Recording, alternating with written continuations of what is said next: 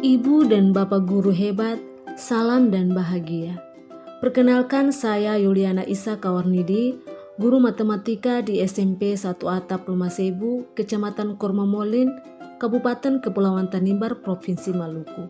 Setelah melakukan pelatihan mandiri pada platform Merdeka Mengajar, saat ini saya akan melakukan aksi nyata sebagai implementasi pemahaman saya terhadap topik Merdeka Belajar dengan aksi pilihan menyebarkan pemahaman Merdeka Belajar.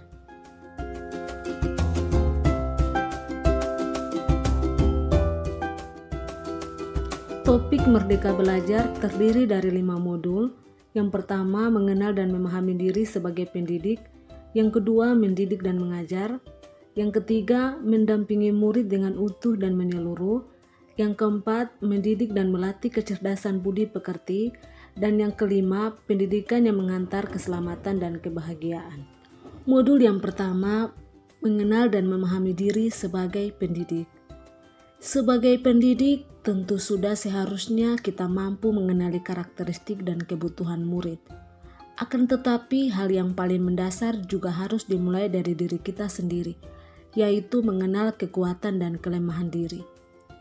Agar murid-murid kita kelak menjadi pribadi yang mandiri dan merdeka, tentunya kita perlu menuntun mereka untuk mengenali diri, berdaya untuk menentukan tujuan dan kebutuhan belajarnya yang relevan dan kontekstual terhadap diri dan lingkungannya. Guru terus belajar dan perlu adaptif terhadap perkembangan zaman. Murid-murid kita memang sudah jauh berbeda dengan kita. Mereka sangat fasih dengan teknologi, namun mereka tetap butuh kehadiran sosok pendidik. Seperti yang dikatakan oleh Ki Hajar Dewantara, pendidik itu menuntun tumbuh atau hidupnya kekuatan kodrat yang ada pada anak-anak, agar dapat memperbaiki lakunya, hidup dan tumbuhnya kekuatan kodrat anak, bukan dasarnya. Modul yang kedua, kita akan membahas tentang mendidik dan mengajar. Mendidik adalah menuntun segala kodrat pada anak agar dapat mencapai keselamatan dan kebahagiaan yang setinggi-tingginya baik sebagai manusia maupun sebagai anggota masyarakat. Sedangkan mengajar adalah bagian dari mendidik yang merupakan proses pendidikan dalam memberi ilmu untuk kecakapan hidup anak secara lahir maupun batin. Pendidikan tidak sekedar memberikan pengetahuan, namun mendidik keterampilan berpikir dan mengembangkan kecerdasan batin peserta didik. Kita lanjut ke modul 3, yaitu mendampingi murid dengan utuh dan menyeluruh. Pada modul ini kita akan membahas tentang kodrat murid dan asas trikon. Kodrat keadaan merupakan bagian yang tidak terpisahkan dari dasar pendidikan murid. Pendidikan bergerak dinamis menyesuaikan keadaan yang terus bergerak begitu cepat. Sebagai guru perlu mengantisipasi dan membaca arah perubahan tersebut. Kodrat keadaan terdiri dari 2 hal, yaitu kodrat alam dan kodrat zaman. Seperti yang dikatakan oleh Ki Hajar Dewantara, segala perubahan yang terjadi pada murid dihubungkan dengan kodrat keadaan, baik alam maupun zaman.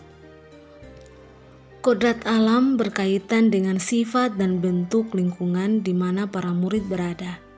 Setiap murid terlahir dengan kodrat alam masing-masing.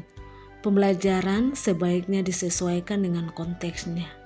Sedangkan kodrat zaman, guru dituntut adaptif terhadap perkembangan zaman, menciptakan pembelajaran yang sesuai dengan perkembangan zaman.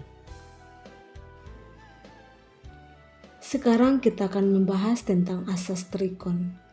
Asas trikon merupakan kependekan dari istilah kontinu, konvergen, dan konsentris. Asas trikon disampaikan oleh Ki Hajar Dewantara untuk mengembangkan kebudayaan bangsa Indonesia. Guru dapat merancang pembelajaran yang berkelanjutan, terbuka, dan berdasarkan kebudayaan bangsa. Kontinu merupakan pengembangan secara berkesinambungan, dilakukan terus-menerus dengan perencanaan yang baik. Sedangkan konvergen, pengembangan yang dilakukan dapat mengambil dari bangsa lain sebagai kesatuan umat di dunia tanpa mengorbankan nilai atau identitas bangsa masing-masing. Konsentris bersifat terbuka, tetapi tetap kritis dan selektif terhadap pengaruh kebudayaan sekitar. Sekarang kita lanjut ke modul 4, yaitu mendidik dan melatih kecerdasan budi pekerti. Budi pekerti atau watak dimaknai sebagai perpaduan cipta, kognitif, rasa afektif, dan karsa psikomotorik. Budi pekerti murid dibentuk dari keluarga, sekolah, dan masyarakat. Guru dituntut berperan membantu murid untuk menemukan budi pekerti atau wataknya agar menjadi manusia yang merdeka dan berakal budi. Seperti yang dikatakan oleh Ki Hajar Dewantara, kodrat manusia sebagai suatu kertas yang sudah terisi tulisan buram yang belum jelas maksudnya. Maka tugas pendidik membantu menebalkan dan memperjelas arti dan maksud tulisan tersebut dengan tuntunan terbaik. Teori konvergensi. Teori konvergensi didasarkan atas dua teori utama, yaitu teori tabula rasa dan teori negatif. Ki Hajar Dewantara menggabungkan dua teori ini dengan istilah teori konvergensi.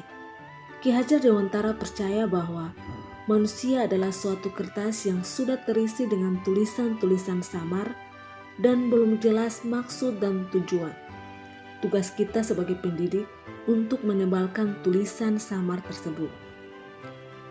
Teori konvergensi adalah pendekatan yang digunakan oleh Ki Hajar Dewantara untuk menjelaskan tentang kertas yang bertuliskan samar tersebut, dengan membagi budi pekerti menjadi dua bagian, yaitu biologis dan bagian intelligible. Segala perasaan dan jiwa manusia merupakan bagian biologis yang tidak dapat berubah dan individu sejak anak-anak hingga dewasa.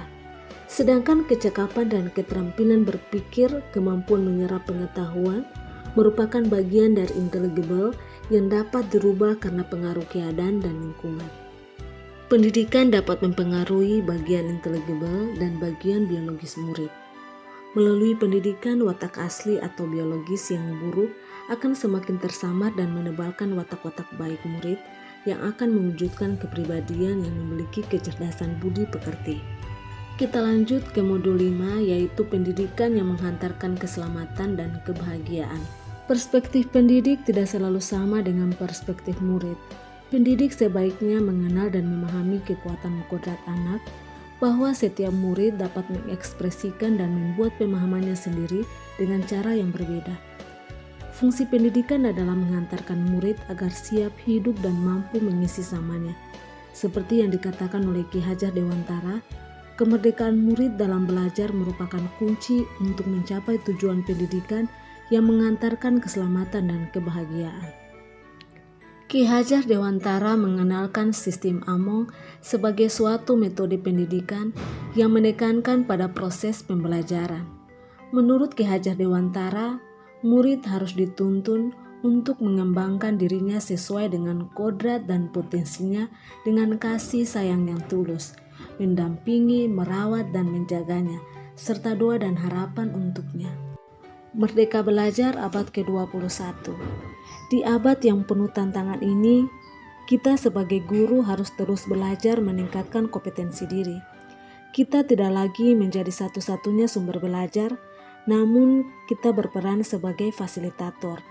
Pembelajaran berbasis proyek, sehingga kita dapat menuntun murid memiliki kompetensi berpikir kritis, kreatif, kolaborasi, dan komunikasi.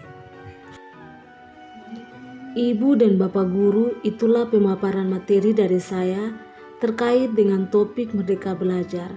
Semoga dapat bermanfaat. Dan mohon kesediaannya Ibu dan Bapak Guru dapat memberikan umpan balik pada link berikut ini. Dan atas partisipasinya saya ucapkan terima kasih. Salam dan bahagia.